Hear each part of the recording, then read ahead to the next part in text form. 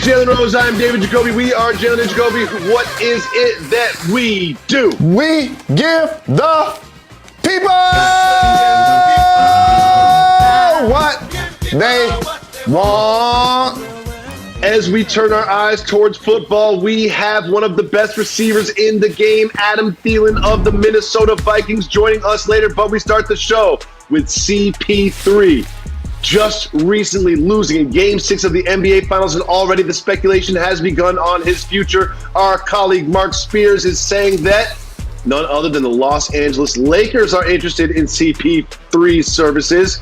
Jalen, what do you think about this report? Spears the OG.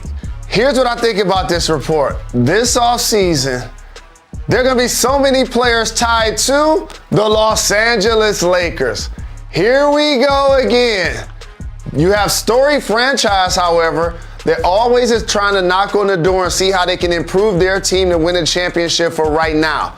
This is why they have 17. In particular, in LeBron's 17th season and Anthony Davis returning from injury. They're in win now mode. So therefore, since the offseason is here and they need a point guard, since Dennis Schroeder is a free agent and they may not and are not going to pay his ticket, Chris Paul is going to be in the conversation. Russell Westbrook is going to be in the conversation. People are going to put Dame in the conversation. What's going to happen with Lonzo Ball? We're going to continue to speculate what they're going to do at that spot until it gets filled. But I got some math for you. CP3 is standing to make 44 U.S. American dollars from the Phoenix Suns next year if he doesn't opt out. If he ends up with the Los Angeles Lakers without a trade, basically, he'll make $9 million.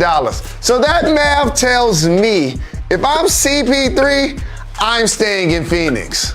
Yeah, it's a $35 million difference. However, there could be a sign-and trade situation or something like that. Now, if you were CP3, would you opt out and then re-sign with Phoenix on like a 3-year deal or something like that? Get you $100 million. $44 million in one season is a lot to opt out of. Okay? Like, you want to extend that. And or if they're going to rip it up and give you another 3-4 years, you obviously want that. But to me, his best opportunity right now to probably maximize not only getting his money, but also what he's built with the Phoenix Suns. For a Hall of Famer that's accomplished so much, Chris Paul has been to a couple of squads these last couple of years having to reinvent himself. So now that he's done that and led the Phoenix Suns to the NBA Finals for the first time since 1993, I would hate to see all of that equity he built up with his relationship with Monty and Devin Booker and helping the young fellas develop like Ayton and Bridges and both of the Cams and Jordan and Payne, and then leave that. I would anticipate that he's going to try to do what he can to stay there. I hope that's what he ends up doing for the game of basketball. He's never going to call me an ass, but if I were him, I would opt in for that $44 million in 1 year, see how it goes next year with the Suns. I still feel like he's got a few more years left in him and then hit free agency after that. Now, Jalen, you hinted at it earlier, but you'll never believe this. Our next topic is about another superstar headed to the Los Angeles Lakers. In that same report, Mark Spears said that this could be a potential deal that would bring none other than the triple-double machine, Russell Westbrook, to Los Angeles. Los Angeles gets Westbrook. The Wizards get Schroeder on a sign-and-trade, Kyle Kuzma, and THT. Jalen, if I'm the Wizards, I'm not even picking up the phone on this one. What do you think about this potential deal? I've seen a lot of people try to have turbulence as it relates to the name and game of one Russell Westbrook. And I just seen the big O in Milwaukee sitting courtside with Kareem Abdul-Jabbar. And he broke the big O's triple-double record. Don't get it confused, ladies and gentlemen. I've been saying this from the dribble. If you can get Russell Westbrook, you do it. You figure everything else out. So now let me insert him into the Lakers team, okay? And by the way, if you're the Wizards, you don't do this. That's what I'm saying. Because you want to keep Bradley Beal happy first and foremost. But hypothetically, let me just say for those who think that it may not work with Russ and LeBron. LeBron ain't playing 48 minutes. He ain't playing 82 games, and neither is Anthony Davis. So therefore, you're gonna need somebody that can put up enormous numbers and be extremely productive when they're off the floor in particular. And the other thing, play with pace. Russell constantly is going to continue to push the tempo, which is best for Anthony Davis's game. Again, like you, if I'm the Wizards, I'm hesitant to do it because I want to keep Bradley Beal happy, but I want to go deeper into something you said. I don't want you to underestimate Dennis Schroeder and Kyle Kuzma and the potential of THT if your only goal for the Wizards is to build out your roster around Bradley Beal and invest in what you're trying to do up front. And so again, if I don't see this happening the way it's being projected, but don't solely dismiss the 3 players that the Wizards would get. That's a good point. I guess if I'm the Wizards GM, the first call I'm making after I hang up the phone with the Lakers is to Bradley Beal and saying, what do you think about this? You know, because you want to keep Bradley Beal happy, as you said, because if I'm the Wizards, I'm doing everything I can to keep that talent in the capital. Jalen Rose, starting to get to the end of the summer. And you know what that means? Football is coming. And you know what that means? We're going to talk about the Cowboys. You know what that means? That Jerry Jones is going to say something crazy. So let's listen to the owner of America's team. I'd do anything known to man to get in a Super Bowl. That's a fact. I think we've got a way to make it work big for this season. I feel as driven as I was when we first bought the team, and I could probably be anywhere in the world I want to be right now. I want to be here with our team. What do you think about Jerry Jones saying he would do anything known to man to get in the Super Bowl? As a J himself, you know I appreciate Jerry Jones and Jimmy Johnson. And as somebody that loves the U as much as you know that I do, I got you, Jerry. You want your Super Bowl appearance and championship? Here's how you get it. Put my guy, Jimmy Johnson, in the Ring of Honor. Okay? Remember the guy that helped you orchestrate the Herschel Walker deal? That brought you back Hall of Famers in return? That ultimately end up leading your big 3 of Troy Aikman, Emmitt Smith, and Michael Irvin to back-to-back Super Bowls? And I know what happened. He left. Y'all didn't get along. You didn't get enough credit. So you brought in Barry Switzer. Shout to him. And you know the worst thing that possibly could have happened other than you being able to host the trophy and said you got 3 of them? Is that he also won the Super Bowl. So now you left that situation feeling like, oh, it could just be turnkey with anybody. As long as we got me, we gonna win the Super Bowl. So here's how you fix it. It ain't happened in almost 3 decades. You wanna win the Super Bowl in some karma that you have with Jimmy Johnson, the guy you went to college with, the guy that helped you win 2 Super Bowls. He's in the actual Hall of Fame. He definitely should be in the Cowboy Ring of Honor. Well, Jalen, I think that is something that he could do. If he says he would do anything known to man, putting Jimmy Johnson in the ring would be easy. Jalen, another coach that we should discuss would be not Nick, but Coach Saban. Coach Saban said that his quarterback, Bryce Young, who has barely played, says he is going to earn nearly $1 million in endorsement deals due to the new NIL rule changes. What do you think about these comments from Coach Saban? I like the cultural reference, not Nick, Coach Saban. Shout out to Deion Sanders, who left his press conference for that same reason. That was dope, Jacoby. Here's the thing about Nick Saban.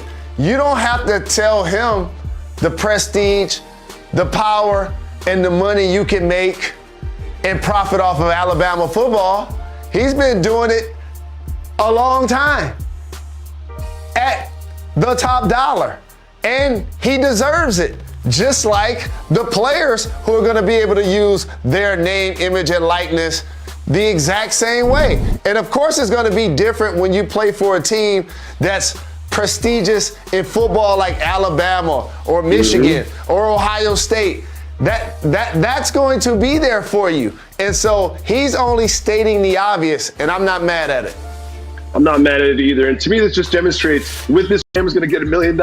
The backup lineman in Alabama is going to get about $100,000 doing local restaurants. And that's just the way it's going to be moving forward. We're going to move forward, Jalen Rose, because next up on this program, we have one of the most exciting wide receivers in the NFL joining us. It is that man, Adam Thielen, who you've seen score on your Lions time and time again. He's joining us right after this. Stay tuned to Jalen Jacoby.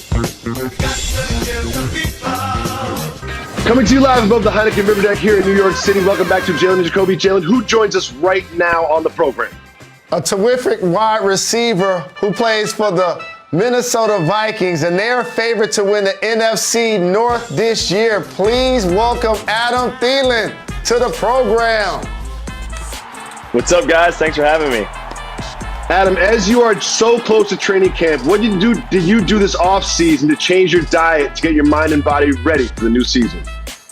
Yeah, that's a main focus of mine in the offseason is doing the right things, training my body, putting the right nutrition in there to perform on the field. And one of those ways is Gone Rogue high-protein snacks, turkey bites that I can literally just grab 10 grams of protein that if I'm going to the golf course or I'm done working out, I can grab them and snack on them. And even late night, instead of grabbing a bag of chips, grab these turkey bites and be able to get some protein in and feel good about what you're eating. So it's definitely nice to have that as an option. Jacoby, did you hear that therapy? I needed that. Did you hear how this man is eating? I'm tired of being Kangaroo Jalen from now on. I'm going to follow his diet. I'm about to step my game up. In all honesty, looking at you guys' weapons in the NFC East offensively, yourself, Irv Smith, Justin Jefferson, you got a beast in the backfield in Dalvin Cook. Do you feel like you guys have the best weapons in the NFC? I think we have the ability to have, some of the best weapons in the game right now. And I think we proved that last year, and we got to build on that. You got to prove it week in and week out. You can do all the talking you want, but you got to go and prove it each week. And teams are going to be ready for us. They know we had a good year on offense last year. And, they're going to be ready for us and giving us the best game plan they possibly can. So that's what we want, though. As competitors, you want to play against the best. You want to get their best, and that's what we're going to get. Adam, you found your way to the end zone a lot last season, and as a celebration, you broke out what I would say is the best white guy gritty I've ever seen. What do you have planned for this season? Yeah, we might have to switch it up a little bit. First, I joked around a little bit this offseason about watching all my gritties and working on them, making sure I master them. So I did that in OTA, scored a touchdown, and showed off my gritty. The new and improved one, but we'll see. Hopefully there'll be something new and something fun we can do this year. Y'all touchdown dances is cold. I can't front. And as a native Detroiter who loves the Lions, I got to tell you something now, because I've seen you catch a touchdown against us. Don't be intimidated by our history. I know we only won one playoff game in the history of the franchise, but how intimidating is it to be in a division with my Lions? Well, they always give us a good game, anytime you play those divisional opponents. But, every year's a new year. They got new weapons, they got new coaches, they got new teams. So we'll definitely have our work cut out this year, and hopefully we can take them down, because those division games are so important, so huge, and you got to win them. You heard that, what he said? You heard Jalen, that, Jacoby? I heard what he said. No, I heard him say every year they got new coaches, dog.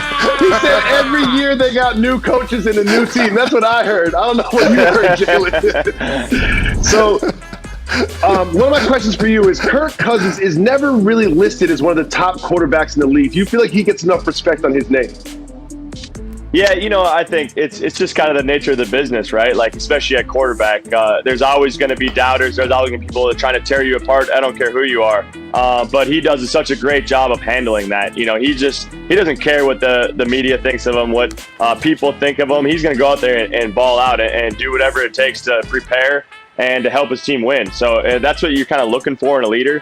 Somebody that's not, looking on Twitter every game and saying, oh man, they didn't think I played well. It's like, he doesn't care. He just goes out there and he knows when he doesn't play well and when he plays well. and he wants it just as bad as anybody else. So it's good to have a guy like that on your side. You've been a productive player and obviously can get open against anybody. But I have to ask you, who do you feel like is the toughest DB in the NFL? As of right now, probably Jalen Ramsey. Played against him a few years back, and just like, you know, his attitude, his mindset of the game, and then just his size and speed and his ability to make plays, right? He does a great job, but there's a lot, and we see a couple guys in our division that are great football players and make it tough on us. So, but that's what you want. You want to play against those guys. It's fun to go against the best and have a battle and make plays against them, and they're going to make some plays, but playing against those competitive guys that chirp a little bit is my favorite. There are a couple good players in your division. One of them goes by the name of Aaron Rodgers, the MVP of the league. Is there a part of you that's like, you know what, Aaron, you should probably hold out. They don't respect you. You should probably hold out. This team does not respect you. Why they draft Jordan Love? Do those thoughts ever cross your mind? Yeah, I was playing golf with him last week, and that's exactly what I was saying. Hey, maybe you should just sit out this year. It's all good. No, he's a great friend of mine, and what a competitor, what a player. You know, I wish nothing but the best for him, other than the 2 games we play them. But yeah, no, it's out again. I kind of just touched on this, but you want to play against the best. You know, you want to play against a team that's full strength, because it just makes it. It makes it that much better if you can come out on top against the best of the best. And as a competitor, nothing feels better than playing the best and beating the best. So that's what we're after, and we'll see what happens. So former player to player, I have to ask you something else about Aaron Rodgers. I'm not asking you to project whether he's going to come back this year or not. But as a veteran, what is it like to see one of your friends while you're at training camp living their best life?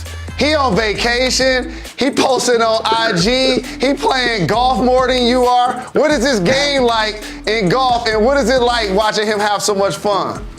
I love seeing it. You know, he deserves it. He's worked his tail off.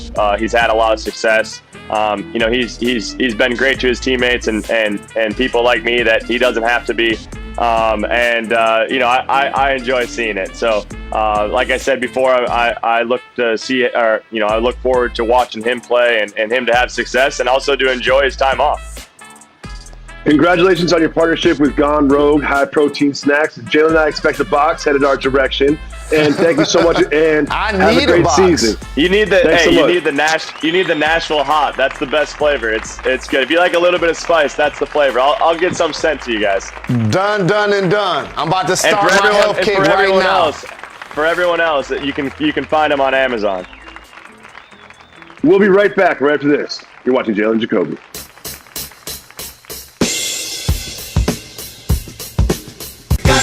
Welcome back to Jalen and Jacoby. Jalen, we're only 2 days out of the Bucks celebrating their championship, but it's time to start talking about the Nets championship, because the Las Vegas odds have come out, and the Brooklyn Nets, with their big 3 of Kyrie, James Harden, and KD, are prohibitive betting favorites to be the champions of the 2022 season. When you take a look at all of the odds of all of the teams in contention, which one of these teams and these odds stand out to you as good value?